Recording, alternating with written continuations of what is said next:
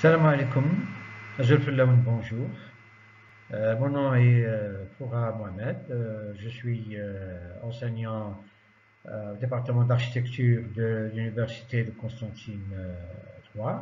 Je vais vous présenter un cours euh, qui fait partie de la formation en architecture en licence LMD de l'université de Constantine III.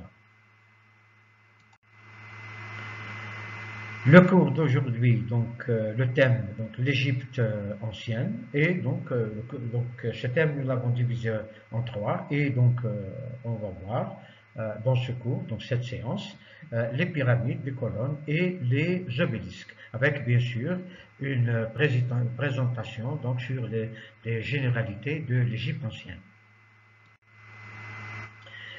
Alors, l'histoire de l'Égypte antique, est très longue, donc elle a duré plus de 3000 ans. Et donc les historiens l'ont divisée en quatre. Ils ont divisé cette histoire de l'Égypte pharaonique en quatre empires. Alors d'abord on a l'Ancien Empire qui a été fondé selon les archéologues 3200 avant notre ère. La capitale est Memphis. L'État pharaonique établi en Égypte développe sa propre écriture et son administration. Ensuite, on a le Moyen Empire, qui va durer entre 1052 et 1770 avant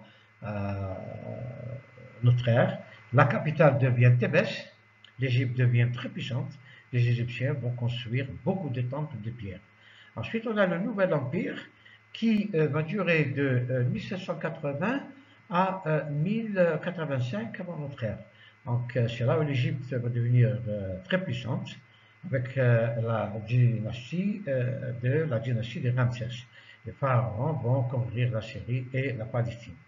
Finalement, donc, il y a l'empire de la basse époque, où l'empire tombe aux mains des Assyriens, des Perses, des Grecs, puis des Romains, au 1er siècle avant notre ère. La puissante autorité des pharaons va unifier politiquement toute l'Égypte en élaborant de grandes religions qui sont liées à une architecture funéraire et sacrée. Puissance et faiblesse des dynasties pharaoniques vont de pair avec l'épanouissement ou le déclin de l'architecture. L'architecture égyptienne va concevoir les choses avec la notion d'éternité qui doit durer au fil du temps. Ces notions sont liées au phénomène céleste et au culte des mondes. Pendant l'Ancien Empire, les pharaons vont construire d'abord des temples en briques d'argile crues dans le matériau de base formé par les crues du Nil, le limon. Pendant l'Ancien Empire, les pharaons tels que Khéops, Khéphren et Mykérinos vont construire de grandioses pyramides. Pendant le Moyen Empire vont apparaître des architectures de pierre telles que le temple de Saqqara. Pendant le Nouvel Empire, entre 1780 et 1080, dans la vallée des rois, les pharaons vont ériger le temple de Luxor avec la fameuse salle hypostyle de Karnak à Abu Simbel. Seuls les temples et les statuaires qui les accompagnaient, Obélix avenue de Phoenix de Lyon, sont bâtis en pierre. Donc le reste est en briques crues. Les formes de structures monumentales semblent avoir été influencées par l'architecture domestique égyptienne primitive, représentée notamment par des maisons aux murs de briques crues et aux colonnes faites de roseaux. Donc les Égyptiens ont été les premiers à utiliser les colonnes en pierre. La plupart de leurs constructions étaient en toiture plate, soutenues par des colonnes. La plupart du temps, ces colonnes étaient gravées, elles racontaient une histoire. Les colonnes étaient pour la plupart en blocs de granit empilés, les structures étaient réalisées avec des outils en cuivre. Les colonnes des temples présentent des chapiteaux, qu'on va voir, de feuilles de palme palmiformes, de lotus lotiformes, d'ombrelles de papyrus fermées, papyriformes, largement ouvertes, campaniformes. et des fûts gravés qui évoquent les tiges de ces végétaux. Ici, voilà une carte de l'Égypte pour faire un peu connaissance de tous les lieux de l'histoire égyptienne le long donc, du fleuve Nil. Alors on commence d'abord par l'évolution vers la pyramide, donc les mastabas et les pyramides. Ici, on voit donc une évolution du tombeau, de la mastaba à la pyramide droite. Alors là-bas, on a donc à l'origine la mastaba, donc, qui est une sorte de plateforme. Ensuite, on a la pyramide à degrés, donc on trouve donc par exemple à Saqqara. Ensuite, la pyramide à degrés, qu'on trouve par exemple à Médon. Pyramide rhomboïdale, qu'on trouve à Dachau. Et finalement, la pyramide à parois lisses, donc pyramide droite, qu'on trouve par exemple à Giza. Donc la pyramide égyptienne, les pyramides d'Égypte, de tous les vestiges monumentaux que nous ont légués les Égyptiens de l'Antiquité, et notamment les 3 grandes pyramides de Giza, sont à la fois les plus impressionnantes et les plus emblématiques de cette civilisation. Tombeau des rois, des reines et des grands personnages de l'État, dont l'édification remonte pour la grande majorité au bout de tout début de l'Égypte antique, la forme pyramidale des pierres accueille une ou plusieurs chambres internes reliées par des couloirs, comme on va voir dans la prochaine diapo.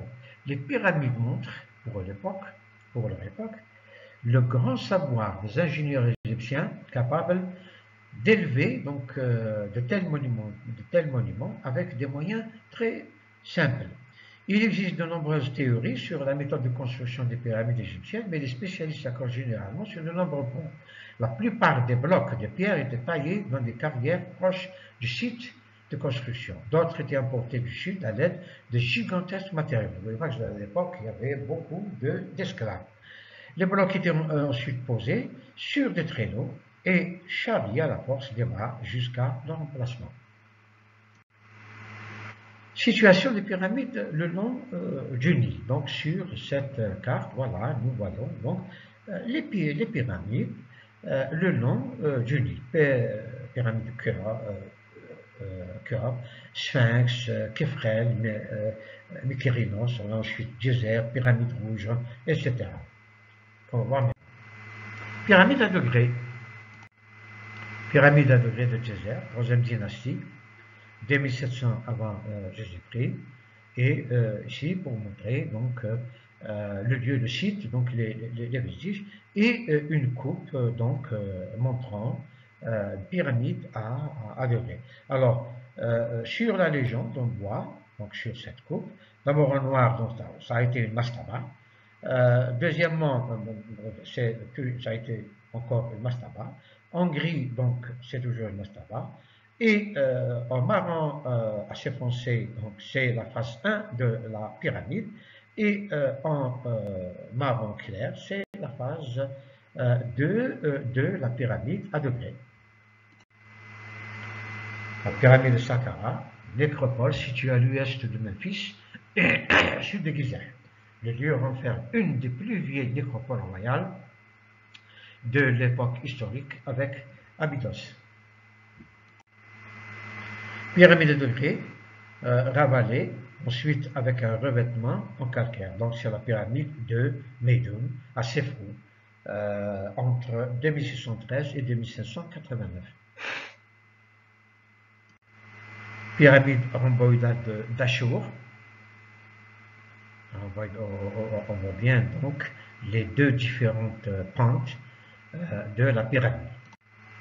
Pyramide de Snéfrou, donc nous sommes dans la pyramide d'Hélice, ou donc la pyramide droite. Pyramide droite. C'est représenté par la pyramide de Gizeh, donc 4e dynastie, de 1600 à 2500 donc avant notre ère, et on a donc les 3 fameuses pyramides, Khéops, Képhren, Mykérinos. Voilà une coupe de la pyramide. Donc voilà l'entrée, et en allant en bas, donc on va vers le temple funéraire. Et donc, si on se dirige vers le haut par donc une galerie principale, où on trouve donc une sorte de conduit d'aération, et donc on trouve finalement la chambre funéraire du pharaon. Voilà. Il y a aussi une sorte de conduit pour donc l'aération. En bas, donc, on a une autre chambre funéraire de la reine. Donc en haut c'est le pharaon, en bas c'est la reine. Voilà pour cette coupe de la pyramide de Gizeh. Voilà donc une vue des grandes pyramides de Gizeh, une vue vraiment donc sensationnelle. Ici donc on a un plan donc du site donc de Gizeh, donc où on voit donc les pyramides et d'autres constructions. Alors encore donc voilà une vue des grandes pyramides de Gizeh. Alors pyramide de Khéphren, donc avec en avant-plan donc un sphinx. Donc un sphinx donc, qui fait partie de toute la culture architecturale des pharaons. Alors c'est donc dans cette diapo une vue assez près donc du sphinx. Alors à l'intérieur donc voilà, donc à droite on a l'entrée de la grande pyramide et on a une vue donc de l'intérieur de la pyramide. Colonne et chapiteaux égyptiens. Donc là, donc on va s'attarder un petit peu. Donc on a une vue donc, sur les chapiteaux et donc on voit voir donc les fûts des colonnes. Effectivement, voilà une série de types de colonnes s'est imposée, sont en relation avec des plantes comme le lotus ou le papyrus. Ce sont des plantes donc, qui poussent donc en Égypte. Elles évoquent le souvenir direct des constructions primitives en bois. Mais il n'est pas sûr que ces colonnes sont les premières qui aient évolué à partir de colonnes de bois. En revanche, ces colonnes manifestent clairement le souci de rompre avec les masses brutes des pyramides et mastaba. L'architecte a cherché à impressionner l'œil, la vision, par le jeu des formes massives partageant l'espace et de grandes figures et instructions qu'on devait apercevoir dans une demi-lumière glissant entre les fûts. Les recherches sur les formes des colonnes ont été très diverses. La colonne égyptienne. Rarement monolithique, la colonne égyptienne est plutôt formée de blocs de pierre, donc méticuleusement taillés, et souvent donc incisés de grandes figures, donc grandes figures sont sculptées d'inscriptions propres aux Égyptiens, dessins, hiéroglyphes, etc. D'ordinaire, les colonnes sont placées sur un socle servant de base et la partie haute est travaillée de telle manière qu'elle prend la forme d'un chapiteau.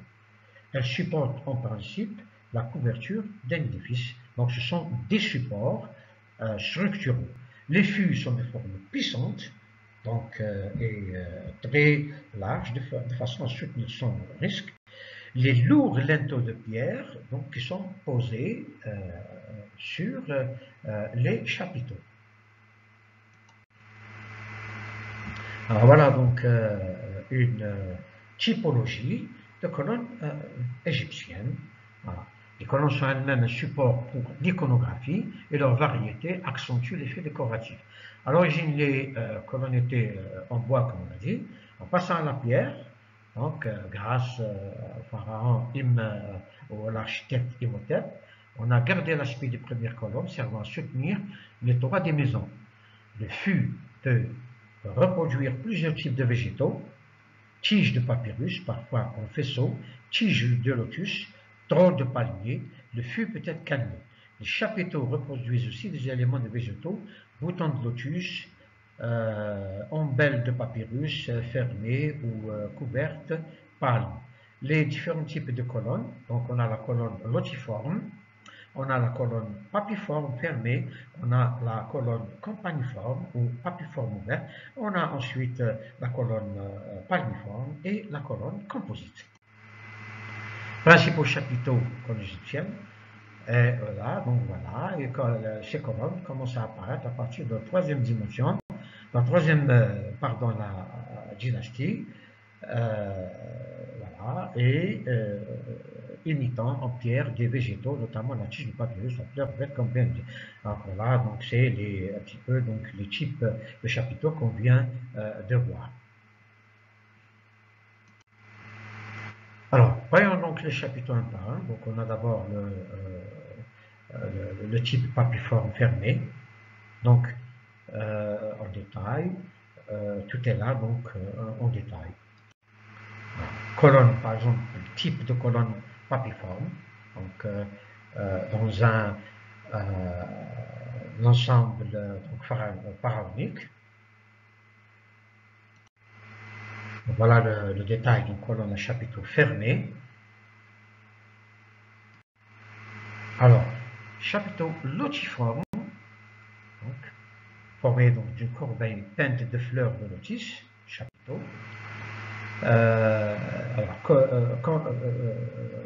Type de colonne ou chapiteau campaniforme, alors campaniforme, corbeille en forme de cloche renversée, peinte alternativement d'un bouton de lotus et d'une fleur de lotus. Voilà.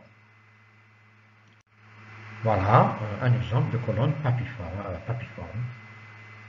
avec donc cette plante papyrus qu'on trouve en Égypte.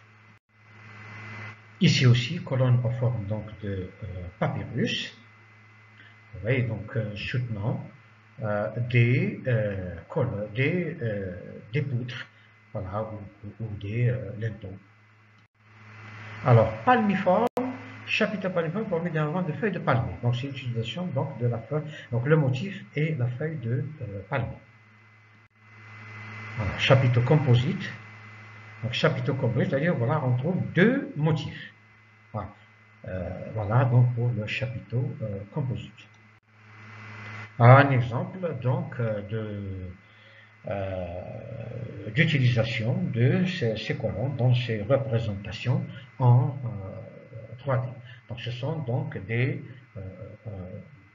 reconstitutions en 3D de colonnes égyptiennes montrant comment à l'époque toutes les colonnes donc, sont peintes donc, avec donc, des peintures, des motifs aussi variés que différents.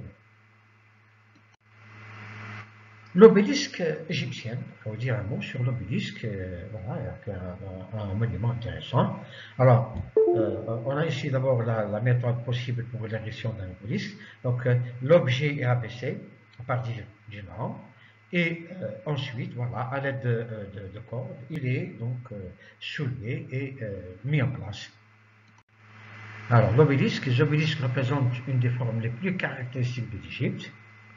Ce sont de gros monolithes de section carrée, au fût légèrement effilé, terminé par donc un pyramidon donc, sur le sommet et qui était donc plaqué or.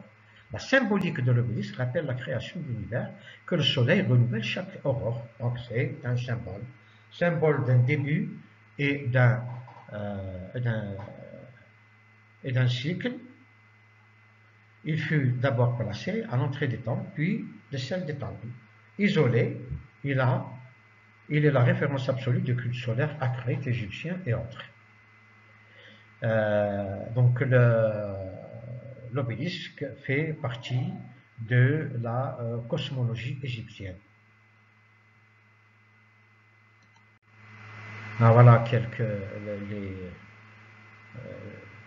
obélisques. L'obélisque du temple de Karnak et du temple d'Amon à Luxor. Alors ici donc quelques références bibliographiques.